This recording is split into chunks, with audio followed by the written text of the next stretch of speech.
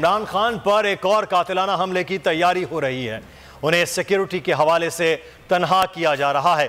PTI रहनुमा बाबर आवान ने खदशात जाहिर कर दिए।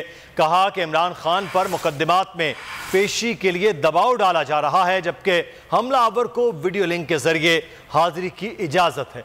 अगर इमरान खान को कुछ हुआ तो हुक्मरान जिम्मेदार होंगे। 3 नवंबर को हमला हुआ और आज तक इमरान खान का पर्चा दर्ज नहीं हुआ।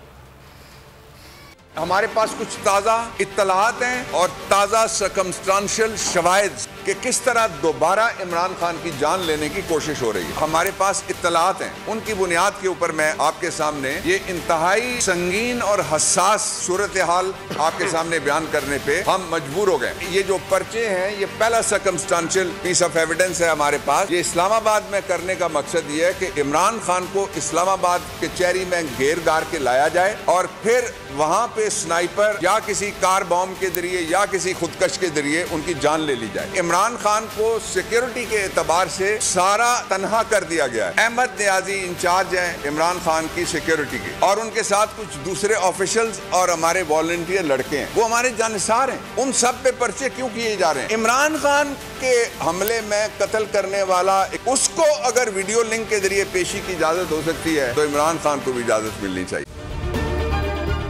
अगर ये वीडियो आपको पसंद आई है तो हमारे चैनल को सब्सक्राइब कीजिए और बेल आइकॉन को क्लिक कीजिए।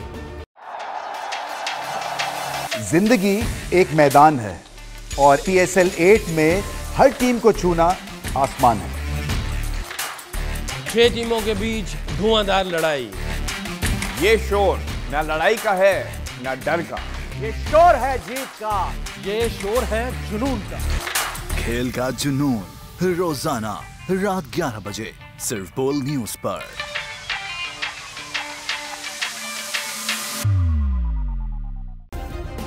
सब्सक्राइब करें और बेल दबाएं ताकि कोई खबर रह न जाए।